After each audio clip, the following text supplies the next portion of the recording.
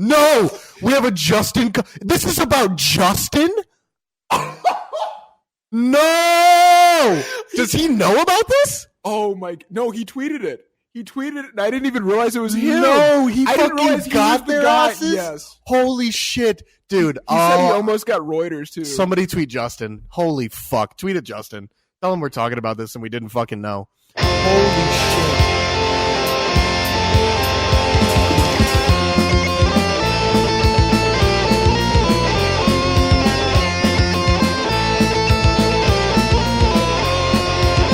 Binkley voter explains why the Texas pastor won him over from Bernie Sanders. A piece written by Sam Stein on January 15th, 2024 for the website Politico.com. Let's start with the obvious. Ryan Binkley doesn't matter when digesting the Iowa caucus results. The Texas pastor and business person has been running a quixotic campaign for the GOP presidential nomination that has gone virtually unnoticed. Okay, before I keep going, so it's Don Quixote, right? Yeah. Okay, I was thinking the same that's thing. Where that word comes it's from. Quixote. Yeah. But every time I hear someone say the word quixotic, it's like with an X like that. Yeah.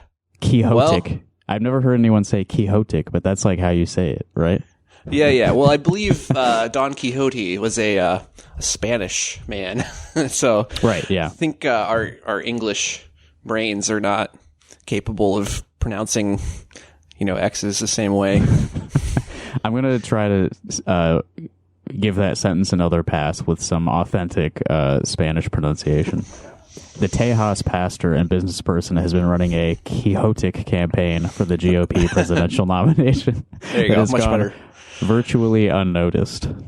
Which is why it was a bit jarring to see results tonight showing hundreds of Iowans had actually voted for him. Far more than former Arkansas Governor Asa Hutchinson. It all raised some fairly obvious questions, such as, why? And who are these Binkley voters? And what is it that compelled them to cast their votes this way? Justin Comer, a 33-year-old musician and music theory teacher, was Binkley's one voter in Coralville Precinct 4. And podcaster? See, I get nervous. Did you tell them that? I get nervous about plugging the podcast in situations like this. Because then they won't use it. Right. I didn't want them to think that I only did this to promote the show. That was part of it, but I don't know. I felt like holding back a little with that. Yeah. So when the Uh-Oh guys were talking about this on their stream on Wednesday, they said that I did a masterful job trolling Politico with this. But I didn't lie at all. I was completely straightforward about what I did and why. Yeah. That's what we expect from you. You're a straight shooter, You were there to vote for Ryan Binkley. No ulterior motives at all. Yeah, I don't know. I mean, what would you say my ulterior motive is in this case? I'm kind of just fucking around. Fun? Having fun? Yeah. Just goofing? Yeah. I guess my intent is really just ridiculing the process a little bit. Yeah. And I was pretty straightforward with this guy too, Sam Stein. Are you familiar with him at all? No, but I'm familiar with Politico. Yeah. Not my favorite Washington Insider journal. Yeah. No. I don't know. I talked to Sam Stein on the phone. He seems like a pretty nice guy. I think he contributes to MSNBC as well. He told me, let me just double check the name on this. Yeah. So when I told him I'm a musician and that I teach music theory, he told me that his grandfather was the composer Irving Fine, which he's not a huge name or anything, but he was 20th century, a composer guy. Oh, okay. Yeah, I didn't really know his work at all, but I had heard his name, but I wasn't really at all familiar with his stuff. I listened to a piano piece of his after that conversation with Sam Stein. Mm-hmm. It was nice. He sort of blends sort of traditional harmony into a more 20th century, more dissonant kind of texture. It was a nice piece.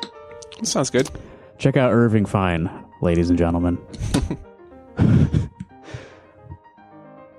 Comer isn't a Republican. He backed now, Bernie. bud. That's true. Technically, I am. The exact words that I used with Sam were, "I am not really a Republican voter," is what I said. I didn't really get into it with him about how I am now technically a registered Republican, and I have not changed that yet. I haven't switched back to independent. I should probably do that before I. Yeah. Start getting mysterious letters at your door. I was getting texts from Trump, Haley, and DeSantis for 2 months leading up to the caucus. Yeah. I finally unsubscribe. I mean, I only get Democrat stuff because I've never been a registered Republican. But I unsubscribed from all my political emails because they're finally, well, it was actually because I was running out of space in my Gmail account. But they pop 3 more pop up every time. They use that NGP van software or database or whatever. So I'm on there. I don't know how you can opt out of that, but my information's on there. So every time there's a new Johnston County school board or not Johnston County, but Johnston school board candidate, I start getting their emails. Yeah, it's the mailing list Hydra. Yeah. Okay, so I'm not a Republican. He backed Bernie Sanders in the 2020 caucus and wrote the Vermont senator in for president later that year. But Democrats have a largely immaterial election in Iowa this year, and he wanted to, quote, take part in the process. So he showed up, ... and voted Binkley. ... It's holding a lot of weight there. That is true. I did write in Bernie in 2020. What I did not tell him, and what I probably have never mentioned on the show before, is that I wrote in Brianna Joy Gray for vice president in 2020. A decision that's held up really well. Yeah, that would really piss him off. I'm sure. That would probably scratch the article right there. Now, okay, this part I object to a little bit because I was quoted out of context. It wasn't entirely sincere, so there was a bit of irony to it, he conceded. So I would not, under normal circumstances, probably use the word irony in describing my actions in life. He sort of planted that. He set me up to say that. He was asking me questions like, so why exactly did you do this? Was it just to be ironic? And I wanted to shift that a little bit because I'm not trying to do irony exactly, but I'm also not sincerely voting for Ryan Binkley. Yeah, right. And then he continues quoting me, I am a politically active person and wanted to be present for an event that had some kind of interesting result. Yeah. And I think that the results were a little bit interesting. Yeah, right. And also you can't, unless you are an actual member of the media, you don't get to just observe the caucus site without you gotta choose a candidate. It's a private party politics event, Yeah, and we'll I'll recap my actual experience after we finish this article, but there were a couple people who got kicked out. Oh, really? Yeah. There are certain rules that the party has, and they do, it turns out, enforce them. They're a little bit strict about certain things. Comer wasn't going entirely blind when he cast his ballot. He said he first became aware of Binkley when he attended the Iowa State Fair in August and was surprised to see a pastor distributing WTF merch. Binkley's version of the acronym is Way to Freedom. Which we talked about on Chapo Trap House, and I seem to recall I purchased a WTF hat for our friend Natalie. Yes, for $1. Yeah. I think you gave her $1 out of your wallet, and then she gave them her real name. Because they were trying to juice the numbers so they could appear for the debate stage, right, by having whatever individual donors, whatever criteria. Right. Which just did not work. Perry. Yeah. It did not work. Yeah. I don't think. Yeah, Ryan Binkley hasn't debated it ever. So. Oh yeah, and I was going to say about being on the text subscriptions for Trump, Haley, and DeSantis. So I haven't been exactly careful with my phone number, but I think the only time I ever used my real number with any of these was when Natalie and I went to the Trump rally a couple years ago. Because I had to be able to like confirm the number to get like, yeah, you know. But I never given my number to DeSantis or Haley.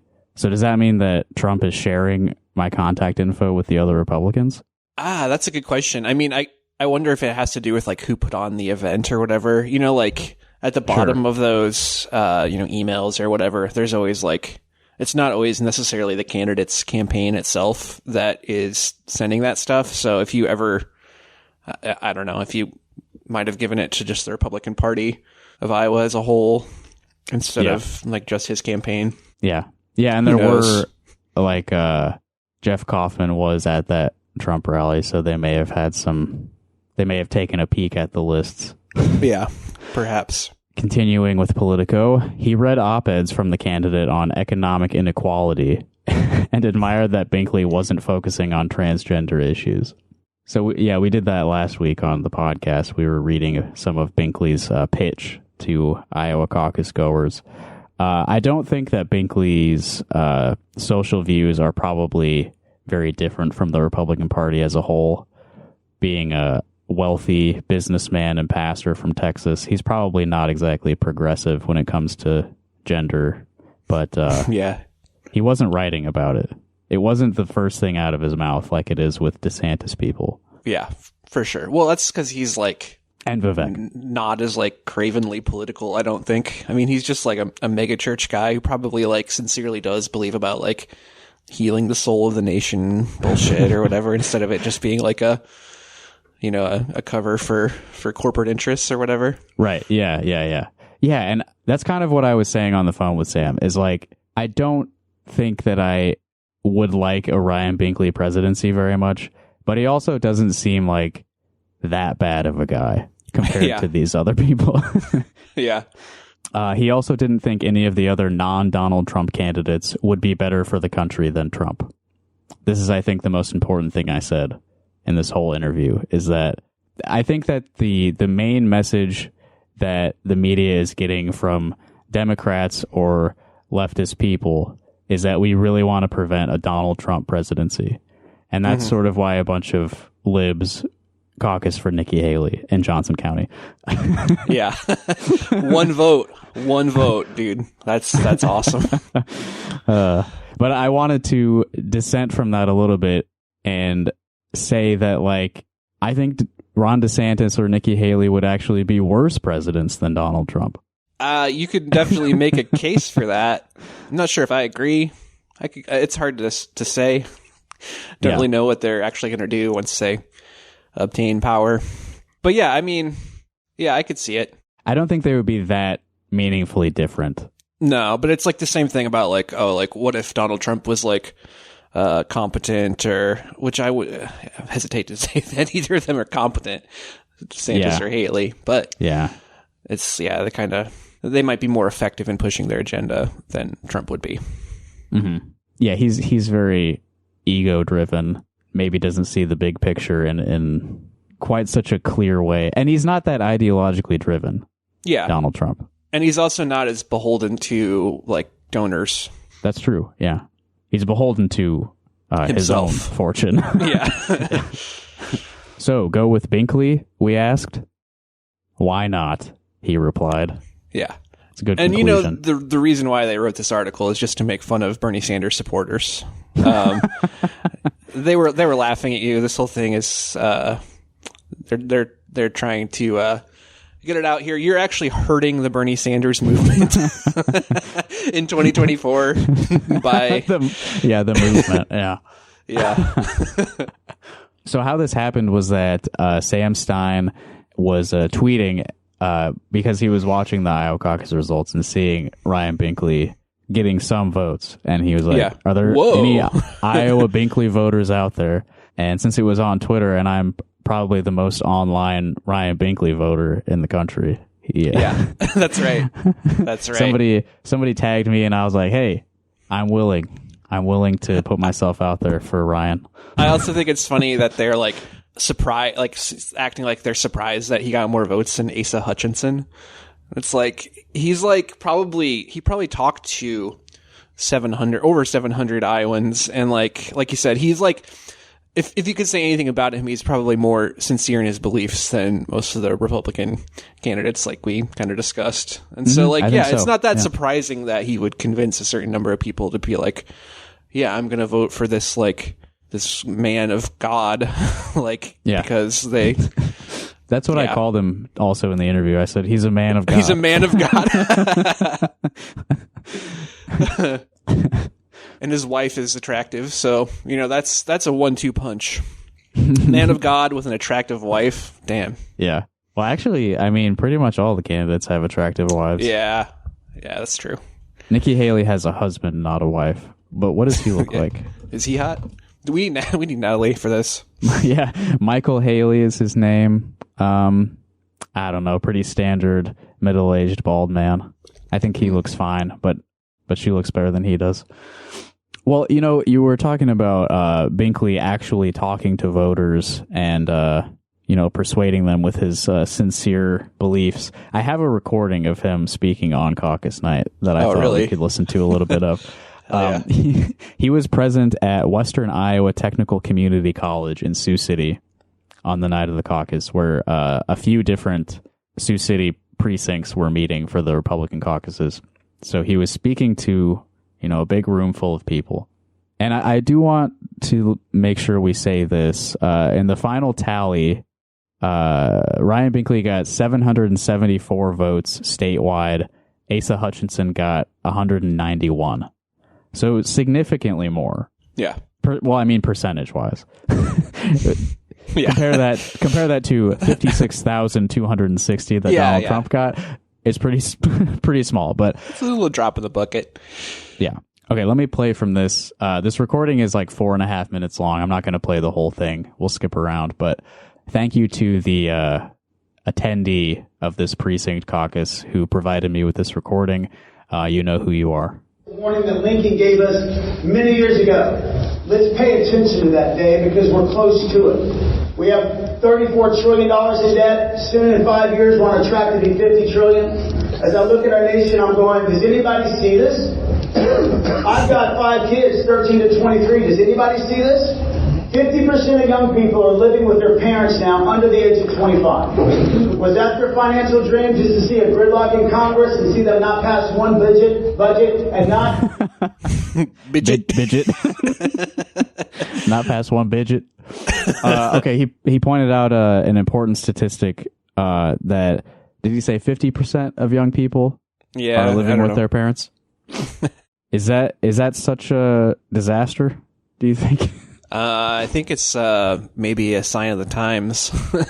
I don't really know. Yeah, I mean, work for me, you know?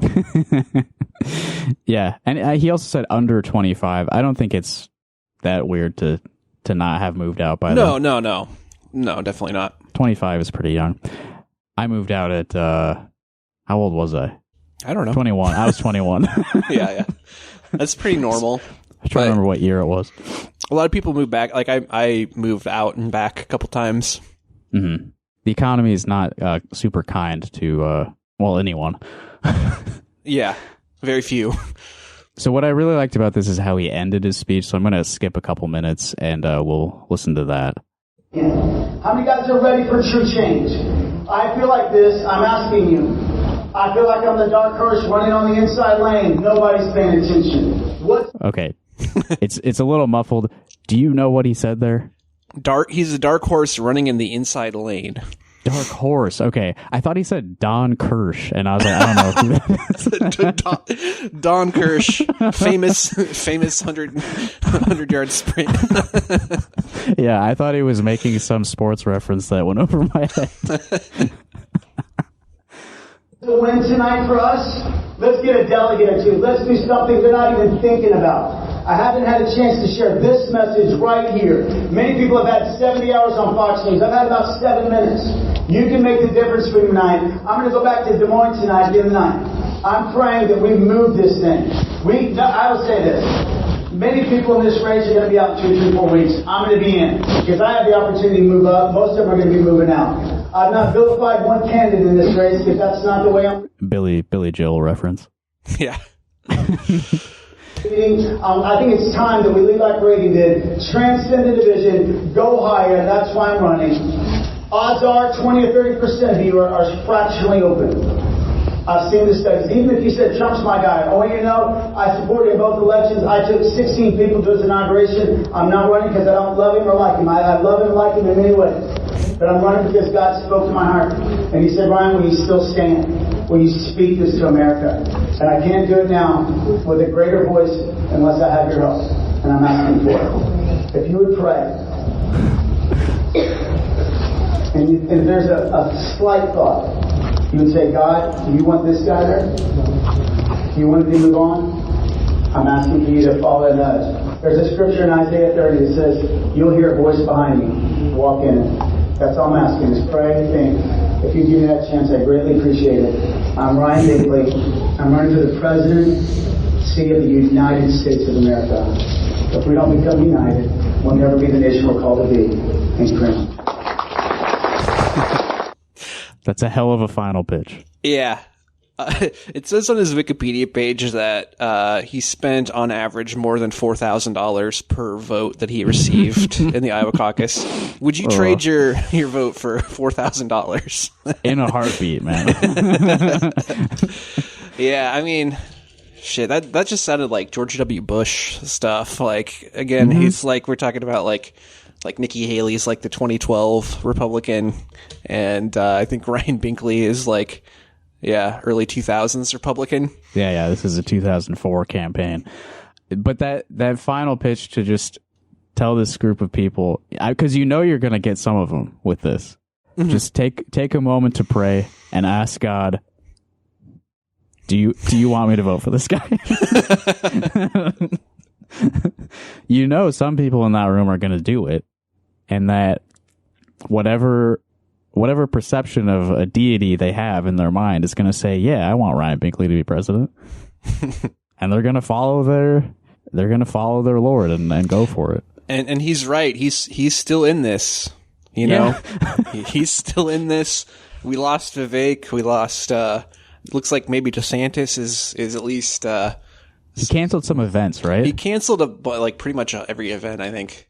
Oh, so man. So it's either that he's quitting or he's, winding it down to a less than stellar finish. Yeah, which has already happened at least once before, like making his campaign a more efficient operation. Restructuring. Yeah. That lean campaign manufacturing. Binkley got fifth place. The fourth place candidate, Vivek, got over 10 times the votes, but Vivek is out and Ryan is still in.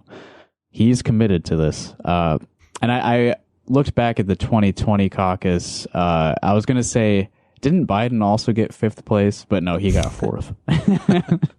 So I was going to say, you know who else, got fifth place and became the president? Yeah. I guess he thinks that if other candidates drop out, they're going to switch to him instead of like either Trump or Haley.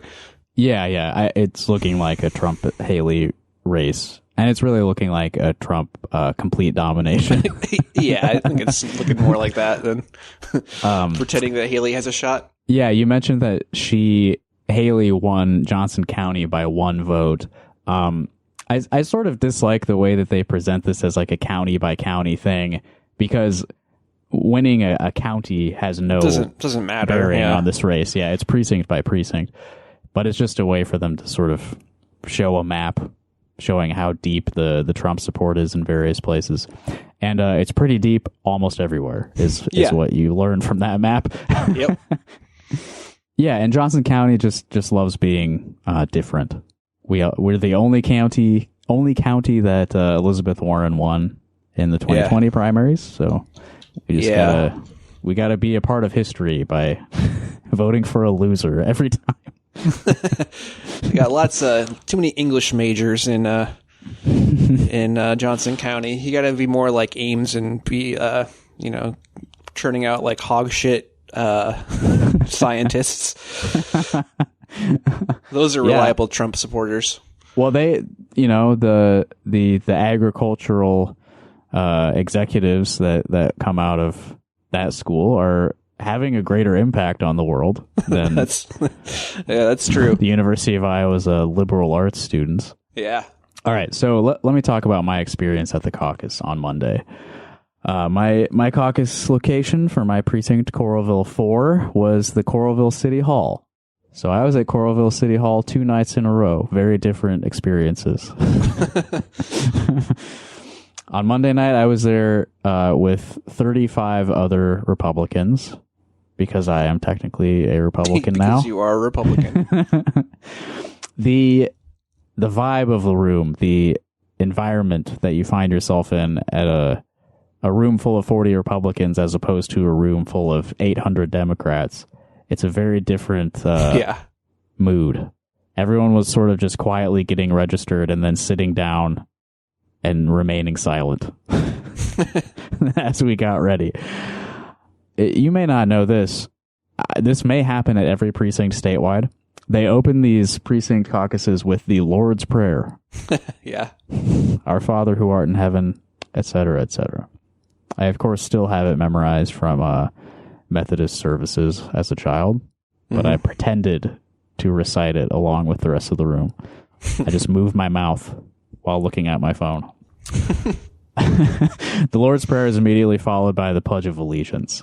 Did they do that at the Democrat caucus? I don't think so. I don't think so. Not that either. I remember. Yeah. That's very, dystopian. Lord's Prayer and then Pledge of Allegiance. Yeah. I mean, the Lord's Prayer is the one that I wouldn't say surprised me, but really just made me think, they really don't want anyone who's not a Christian in this room. Yeah. Somebody added a platform plank, but I, of course, didn't get to see what they wrote. These are the people who got kicked out. So 7 o'clock is the cutoff. You can't be late to these things. But it's such a casual situation. It wasn't like the door was locked, but a couple people showed up at 7:02 and just walked right in. Because there's no one really to stop them. But the temp chair, he wasn't having it, and he was like, "You got to go. You're too late. We can't let anyone in after 7, so you have to leave now." Which I thought was interesting. And it also made me think about, so there's one of these happening every single precinct in the entire state. Mm-hmm.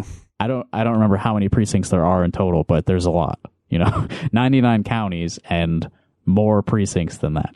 And all of these meetings are being chaired by just some guy. Yep. So how many people do you think show up late to these and do get to vote? Probably a pretty fair number, Yeah, I'm sure people slip in all the time. I'm sure people got in and didn't even register. Yeah. Before we got to the voting, they passed around a large envelope that had a picture of Abraham Lincoln on it to collect money. I did not give them any money. That's good. So these meetings have a chair and a secretary. I don't know exactly what the secretary's duties are, because it seemed like the chair was doing everything. But this woman was our secretary, and she says that she got railroaded into that position when she arrived that night. Which is kind of what Ashley's experience was at the Democratic caucuses. Yeah, that sounds like some prime Iowa caucus stuff. Mm-hmm. If you show up, you might get roped into having to work for free. Yep. Doesn't this just sound great to anyone listening outside of Iowa? Instead of just coming in and filling out a ballot, you show up and you have to do volunteer work. Yeah. For a political party. And there's a deadline. It's not if you're still in line, stay in line. It's like if you're in line, get the fuck out. If you're still in line, get the fuck out. Technically, if there is a line, they have to let everyone who is in line in. I see. Because they were technically there at 7 by 7. Yeah, but then somebody has to watch the end of the line and make sure no one else jumps into the line. Yeah. That's what happened in 2020. And I'm sure people got to slip in late for those too. All right, I have to confess something to everyone now.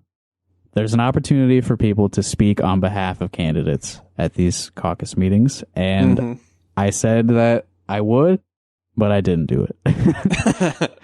I got cold feet. Yeah, that's tough, and there's only 35 people. I think it'd be almost easier if there was more people. Yeah. It's a little too personal when it's such a small number of people. And it's also very personal when a racist guy that you know is in the room with you looking at you. Right. Which was the case. Somebody I had I had an interaction with a few years ago showed up right before I did. He didn't call you out as a saboteur. He's like, this guy is not racist enough to be at the Republican caucus. He didn't, but I felt like if I drew too much attention to myself, it might open up the opportunity to cause problems for me. Yeah. And I also said that, we didn't talk about this. A reporter for Reuters talked to me the day before the caucuses. He came over to our house and interviewed me just outside in the driveway. And I was sort of telling him what my plan was. And I said, these meetings are like a gathering of people who live all around you and will see you, when you're out on a walk. So it's probably not a good idea to like antagonize them too much or like try to make enemies in your neighborhood. And that's what I was thinking about in that room. I was like, you know what? It's probably better to remain silent.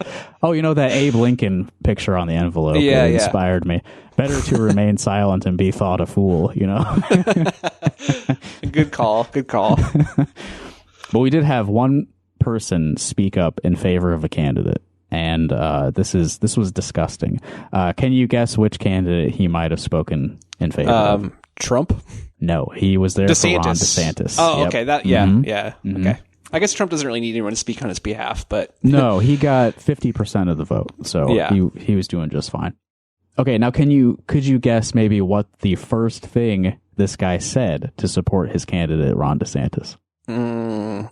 Something about he's the only one who will stand up to woke corporations. Close, but it's a little bit narrower than that. He said, "We are born male or female." Oh my God, really? Yeah. Which was also like the last statement Vivek made before voting. He tweeted, "There are two genders," or something like that. Yeah. If you're as insecure about your sexuality as me, then Ron DeSantis is the man for you. Yeah. If it freaks you out that anyone thinks differently about their personal sexuality and gender, and you want to oppress them and stop them from being different. Yeah. It's so fucked up. I probably went home and cried that DeSantis lost. Okay. When I got home, Twitter user LibCrusher was retweeting this Twitter space of Ron DeSantis supporters just talking about the results, and they were mad about Nikki Haley. Yeah, dude. I saw our good friend Joel Curtinitis, who we haven't spoke about on the podcast for quite some time for good reason, but before the caucuses, he retweeted something about how the Trump campaign is saying that like votes will be stolen and that the caucuses are fraudulent, and then he's like, "They scared," and completely silence after that. Yeah, a lot of it was sadly reminding me of Bernie 2016. Yeah. The way that they're coping with their impending loss was very similar. And they're not as justified because their candidate is a horrible man. Like they weren't as close.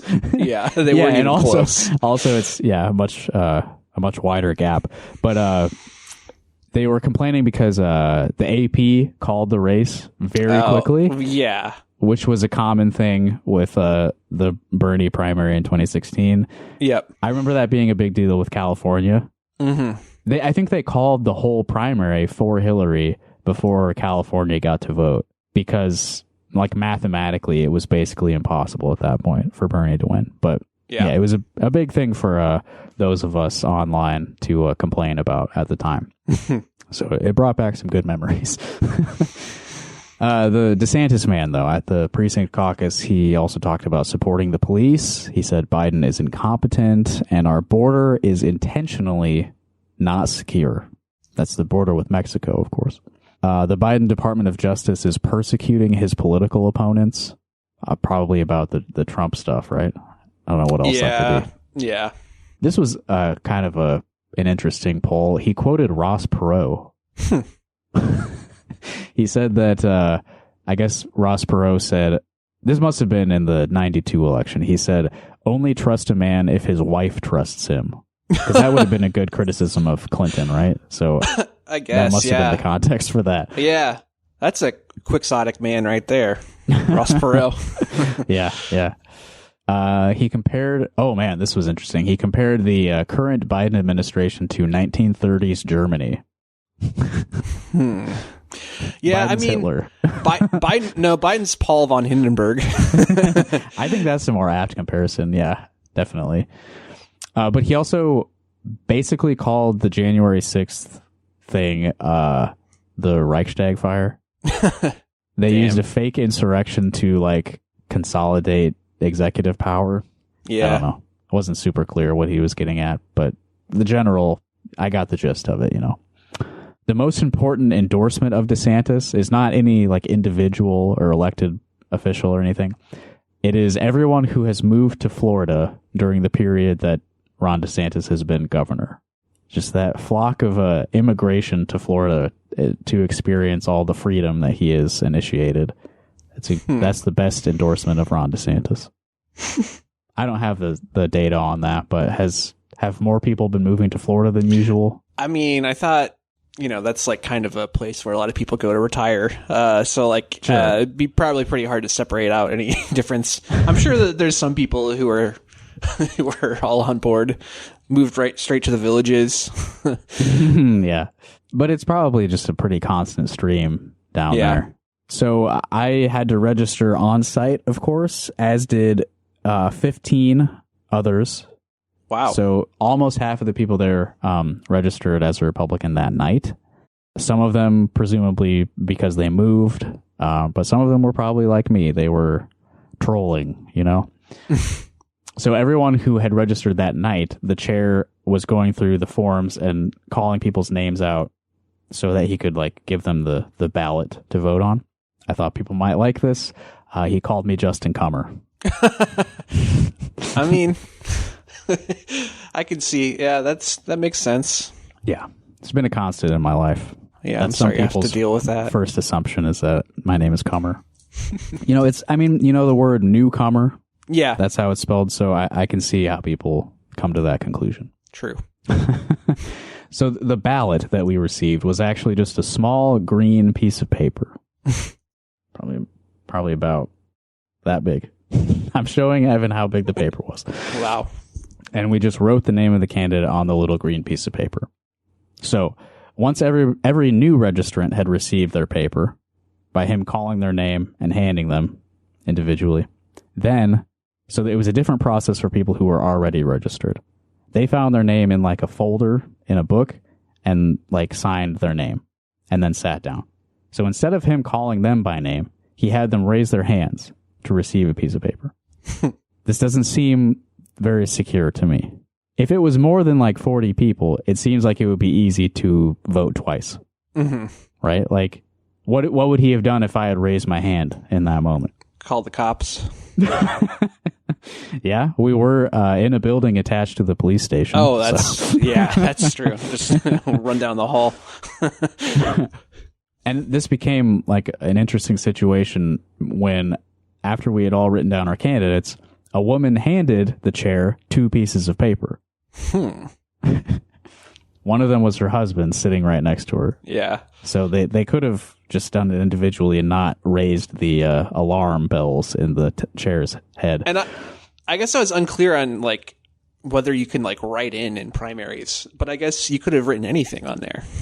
Anything. I could have written anything. Yeah. And it's also different because there's like the viability threshold that we've dealt with in the Democratic caucuses. That doesn't seem to be at all a part of the process with the Republicans. Yeah. I think they just count the votes straight up, don't they? Yeah. Which is good. Is it winner take all? Like, do they, like the delegates or whatever, is that part of it? Is it like winner take all for whoever gets the most votes in a precinct gets all the delegates? Or I think it's still proportional, but I didn't stay and like listen to them figure that all out. I don't know. And when she handed him the 2 pieces of paper, he looked at them. So any semblance of a secret ballot was gone, and he asked her what she wrote on it. So I was like, are we going to have to like say what we voted for out loud in front of everyone? And I was like getting ready to like run, you know? So everybody put their green pieces of paper in the folder. And while the chair and the secretary were counting the ballots, somebody in the room, you can imagine the demographics of this room. Yeah. First of all, white. Old, white. Mostly old. Male, mostly. Maybe. Actually, you know, gender-wise, I think it was pretty evenly split. I didn't write any of this down, but, you know, it was a lot of, like, older couples. So husband and wife were both there. So, you know, sometimes when you're in a quiet public place, somebody will be on their phone, and you'll hear the very loud keyboard clicking sound. Mm-hmm. Somebody had that on, like, max volume. That's got to be an old person thing, right? Because nobody would want that, right? That's like, it's on by default if you, at least last time I bought a phone. Okay. For some phone, like Apple. Yeah, this is an default. iPhone thing. Yeah. Yeah. I mean, I turn that shit off immediately. So yes, I think it's an old person thing. I do not, I can see the visual feedback when I press a button. I don't need to hear the click. Right. The sound of a keyboard is not exactly pleasing to me. No. And pretending that a phone is making that sound is not good. All right, final results of my precinct. We had 36 votes in total. Trump got 18 votes, so 50%. DeSantis got 8. Nikki Haley got 8. Binkley got 1. Vivek got 1. I tied Vivek. There you go. At my precinct. Wow. So, one interesting thing to point out, though, is that as the chair was reading these results, he refused to say Ramaswamy. Really? Yeah, he said, Vivek, I'm not even going to try to say his last name. Which is, like, not even a hard, like, come on. No. It's exactly how it looks. It's very phonetic, honestly, the way it's spelled. Yeah. Yeah. So once everything's been tallied, the chair has to call in the results to like a central headquarters in Des Moines. But there was a bit of a hurdle there because the chair of our precinct caucus did not have a cell phone at all. He has no phone. Yeah, this is like caucus flashbacks. Like I was going to say, they call back to a boiler room in Des Moines. Like a bunch of people like hunched over laptops in a darkened, scary room. And they weren't using an app that was intentionally sabotaged or anything like that. Yeah. Just paper. And phone calls. Yeah, he had to borrow somebody's phone in the room. Why do you... Yeah, that's wild. He said he is cell phone ignorant. Man. I think my parents had a cell phone in 1998. Yeah. I don't know. Good for him. If he can live his life with no cell phone at all, like, go for it, man. He didn't seem like that elderly either. Like, I don't think that guy was even 70. Man, no really phone at all. Really behind on the technology in the Republican caucuses. Yeah, I'm very surprised to hear that. You know, while we're talking about Vivek a little bit, so he has dropped out and endorsed Donald Trump. And I got something nice, not nice really, but a couple articles talking about his like political downfall. And he has obviously been subject to racism throughout his presidential campaign. But I'm going to read here from this Des Moines Register article that's about, like, you know, what went wrong for Vivek Ramaswamy in the Iowa caucuses.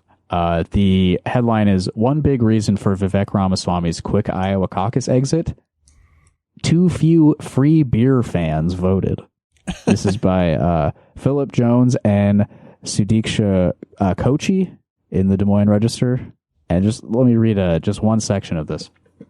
Ramaswamy campaign courts young voters with alcohol. So the voting age is what, 18, right?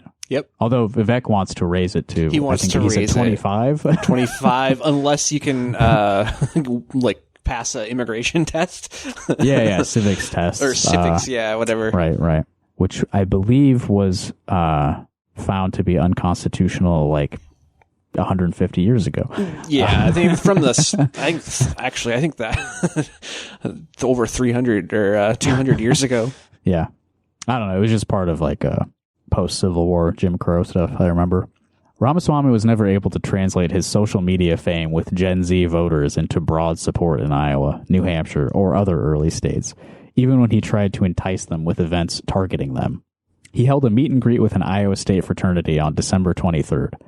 His campaign held 3 free speech and free drinks events at bars near college campuses in Ames, Iowa City, and Des Moines, where his largely self-funded campaign paid for drinks and held town hall-style events with prospective young voters.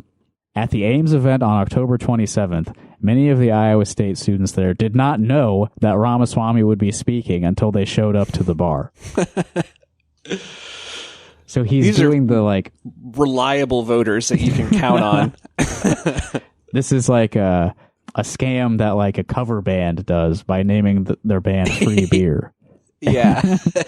It's getting people to walk in off the street to hear your band because they think they're getting free alcohol.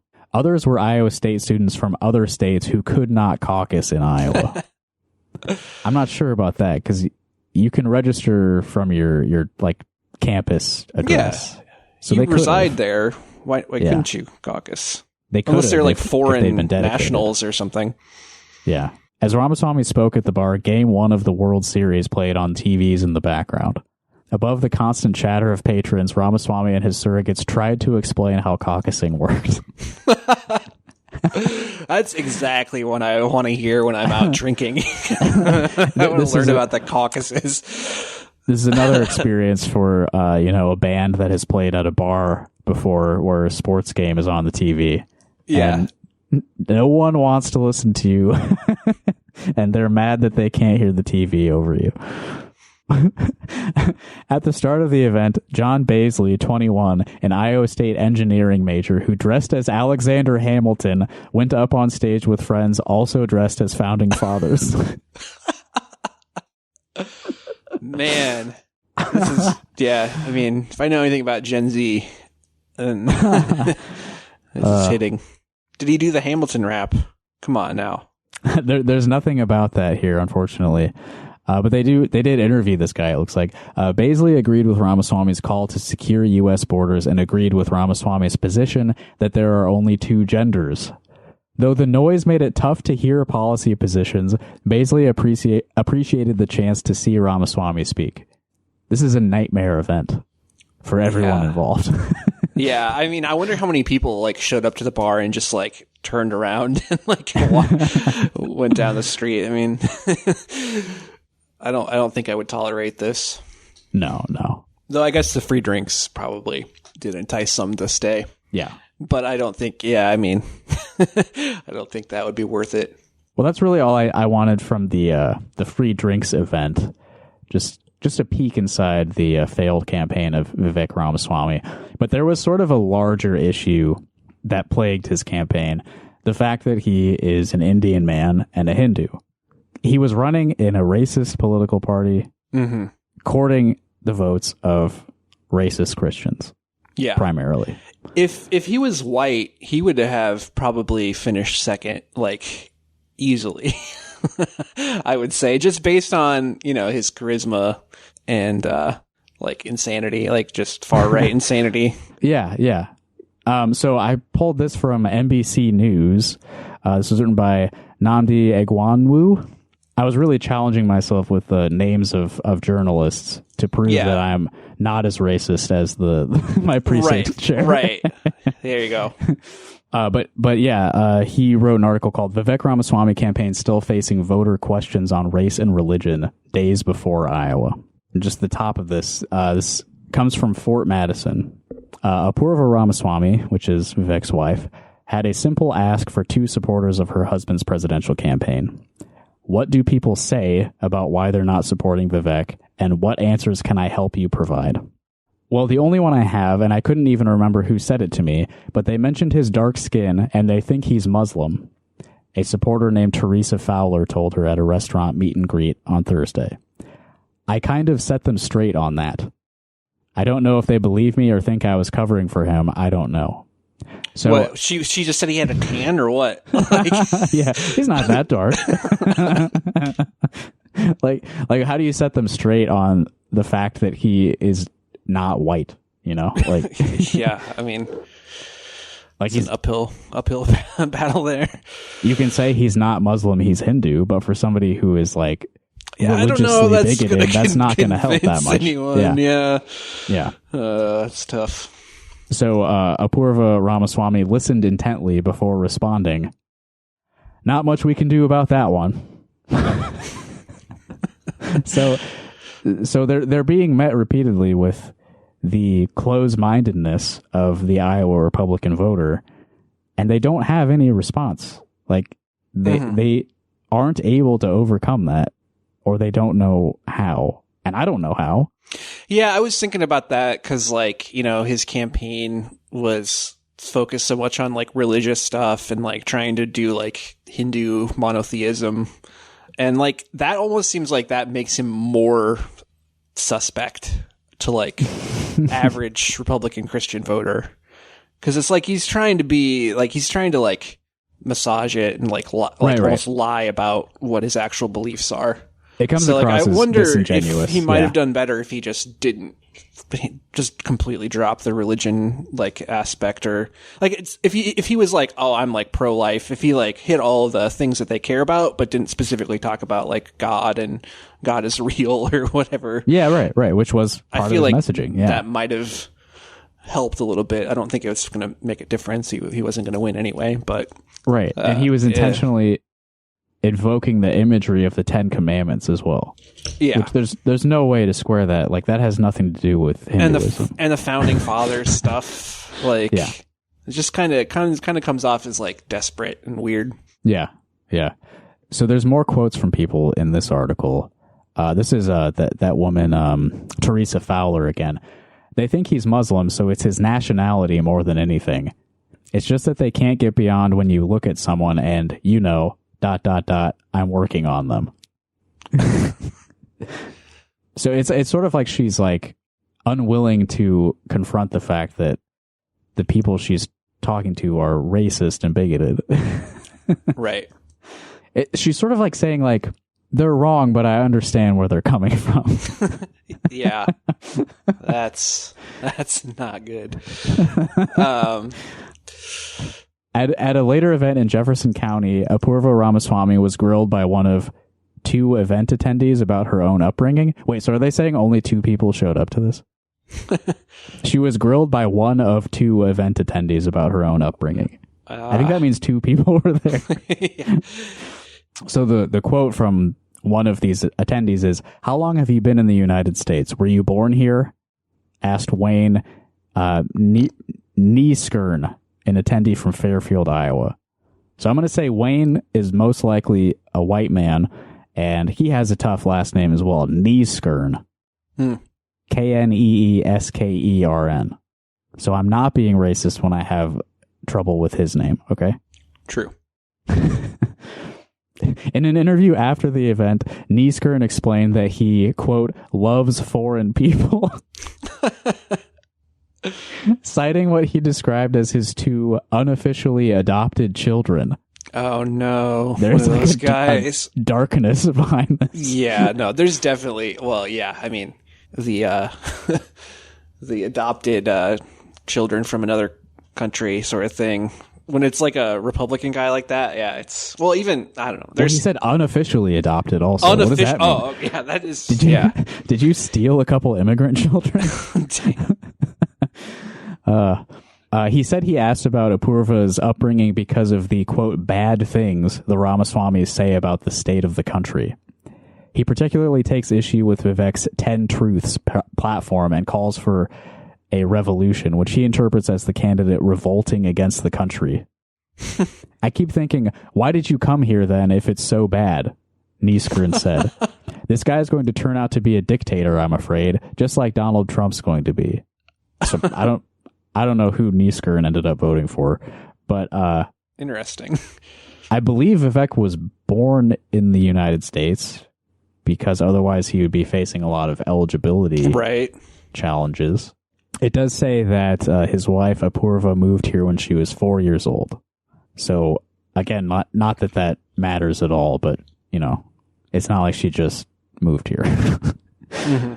Why didn't she just say that, we hate Muslims more than you do? Like, well, yeah, I mean, that's a path they could have taken, certainly. God. Ugh. Yeah, and that they had private conversations considering that strategy. Yeah. They're saying I'm Muslim. My God. Yeah. Proud supporters of Modi. This whole thing was reminding me of the 2008 John McCain thing. Yeah. Do you remember, somebody at one of his campaign events called Obama Muslim? And John Kenyan McCain Muslim, said, yeah. Yeah. McCain said, no, he's a good man. And this was treated as him, doing something right and good. Right. Setting the record straight by saying, Obama's not Muslim, he's good. The most, correcting them in the most racist way imaginable. Part of the reason this reminded me of that is because of this last quote.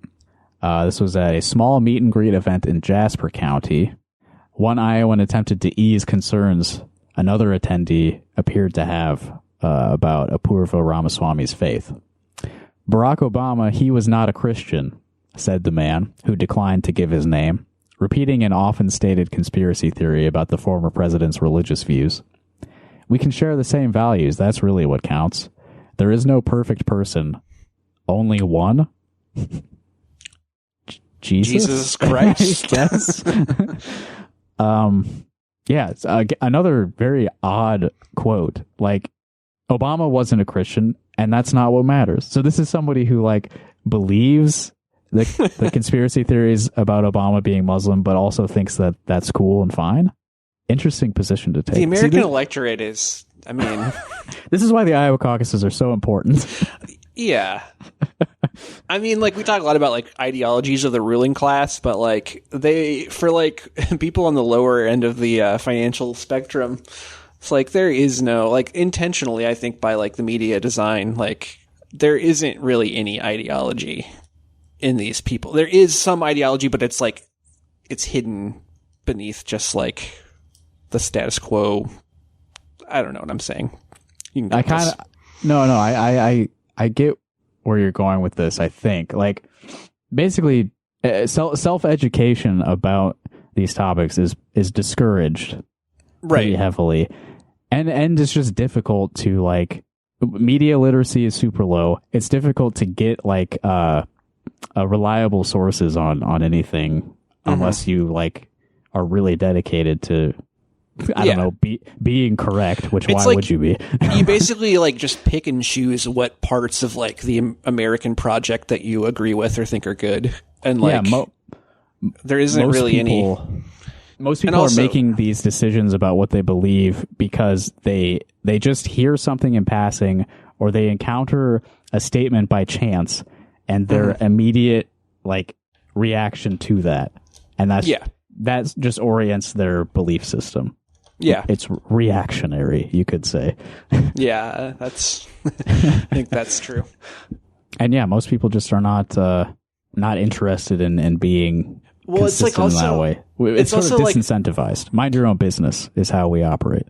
Yeah, and all the stuff when Trump was elected and all these people who voted for him were oh, I didn't really think he believed all that. I didn't they hear what they want to hear and they disregard anything that doesn't jive.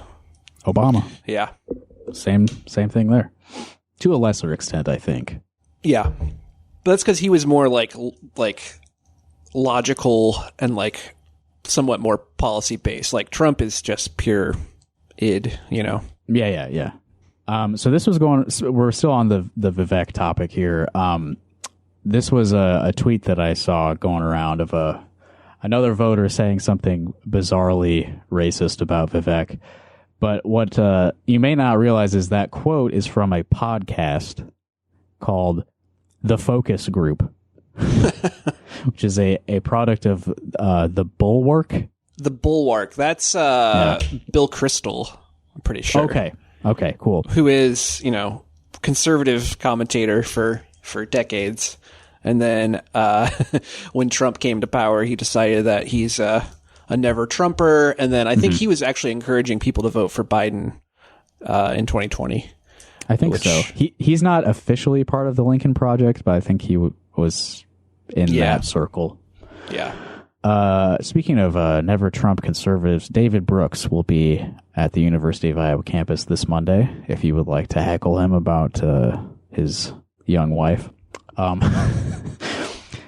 So I pulled up this podcast because I wanted to hear the voice of the man who said these things about Vivek. And you're not going to hear this, but this podcast episode featured Ann Seltzer, like of the Seltzer poll.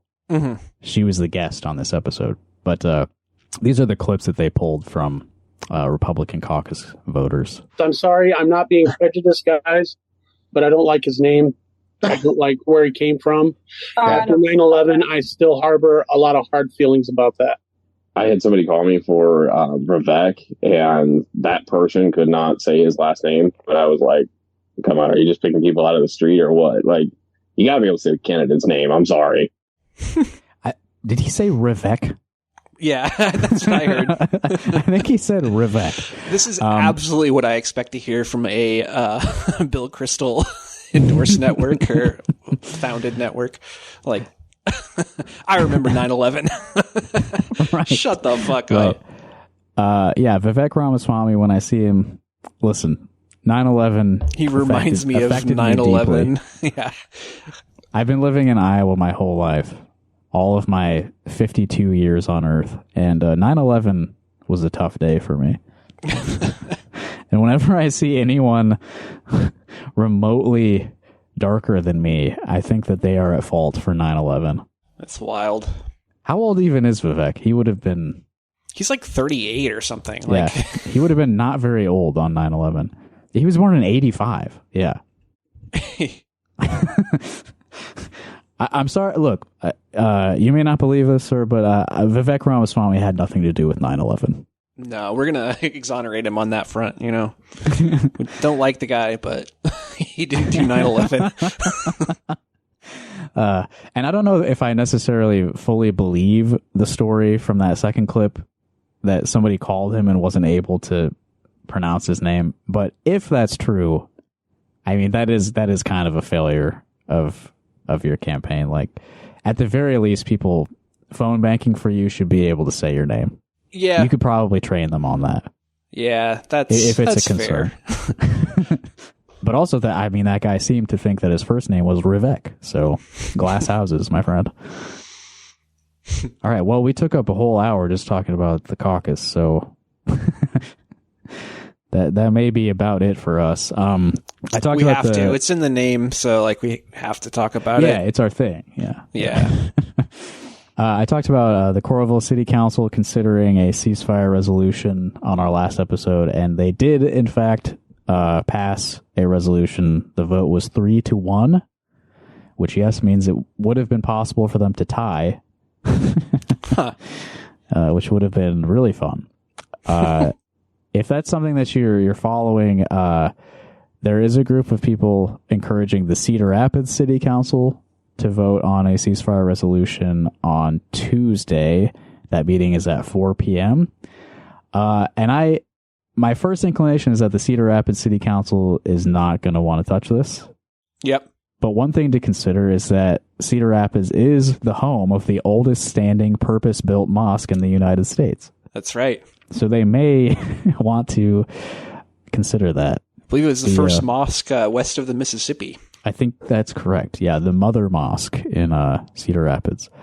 And also the Johnson County Board of Supervisors is considering a resolution at their meeting on Wednesday the 24th, which is at 9 a.m. And I've been thinking, the Iowa House, by the way, passed essentially the opposite of a ceasefire resolution the other day. They certainly did.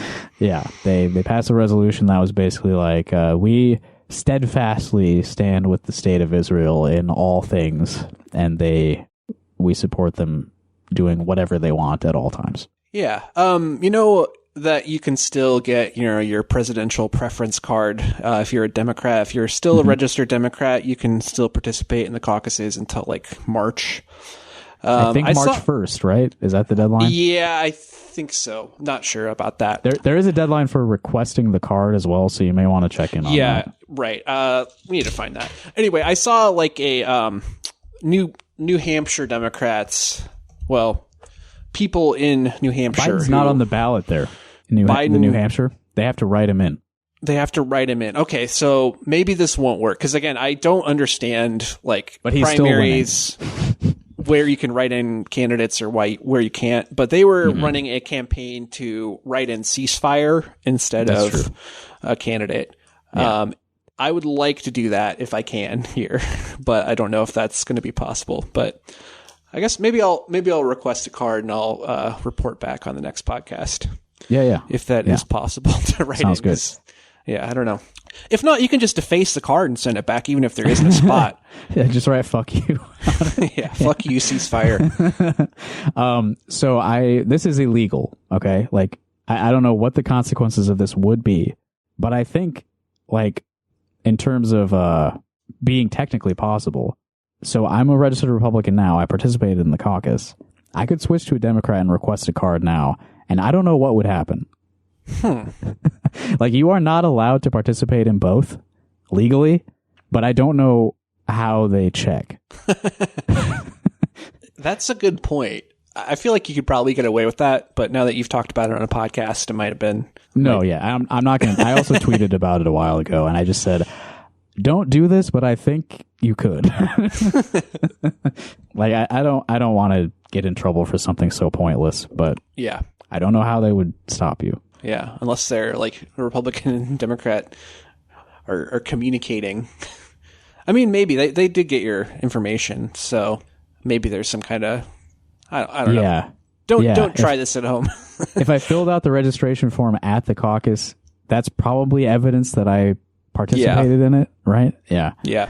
Anyway, so this ongoing ceasefire thing, like, it is somewhat performative gesture, and it is just words, you know? Yeah. But I think, again, these are being pushed by local people who are personally impacted. Like, at the Coralville one, a man there talked about how many of his family members who live in Palestine have been killed over the past few months. And just, as regular people, we have little recourse here because we can vote, but the people who are in charge of like what our federal government does are pretty heavily committed to one side of this issue. And there's not much we can do. We can say we support a ceasefire, we support a Palestinian state, we support just the end of apartheid, but I do think that a number of cities throughout the country passing some kind of official resolution saying that we support this and we do not support the actions of our current administration does have some impact. You know, like, most cities in the country are led by Democrats. This is a Democratic president.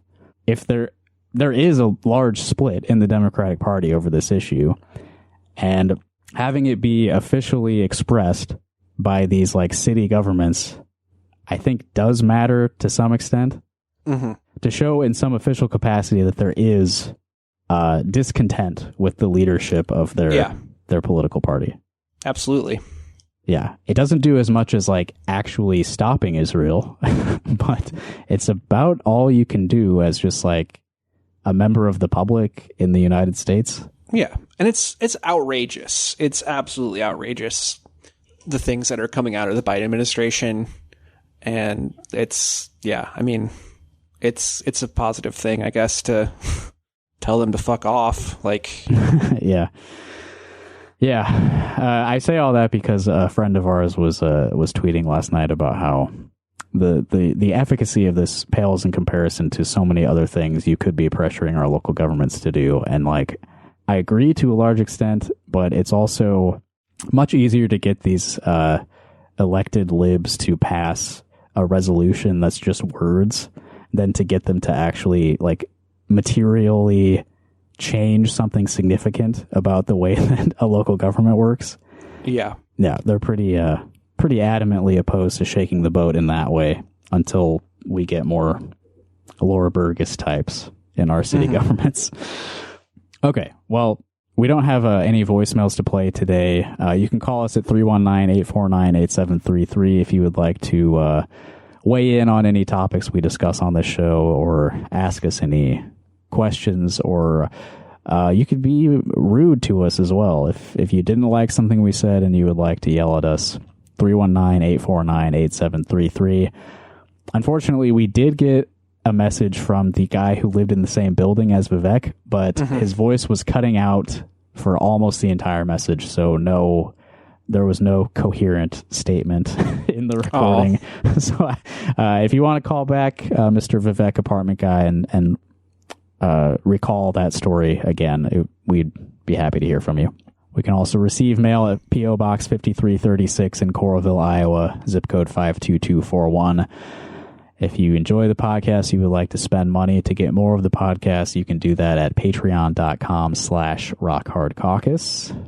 On that page, you'll also find links to all of the articles I read from in today's episode, and often just other relevant places for you to check out.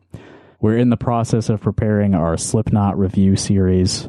I decided this week to start reading some books about Slipknot. So they're perusing the literature on Slipknot. Yeah, I figured I want to be somewhat informed on who these guys are. I think we should focus mostly on the music, but to have some background knowledge, I think would help us discuss them. So that's why we haven't released an episode yet, is because I'm reading books. Yeah. I will not be doing that. I will be listening to their music as a converted Slipknot fan. Yeah, we're adult Slipknot converts.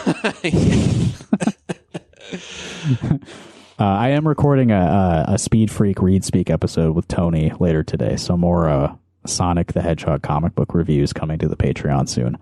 Nice. All right, we're going to close today's episode with a song by the Iowa City hardcore band Psyop. The song is called Death from Above, and I thought it was relevant to some topics we discussed. If you make music in the state of Iowa and you would like your music to appear on this program, please visit rockhardcock.us, our website. It's spelled like the word caucus, not like the vulgar term for penis. Disgusting. Rockhardcock.us. There's a link near the top where you can submit music, and I would love for you to do that. This has been Rock Hard Caucus episode 132. Thank you, Evan, and thank you, world, for listening. Peace.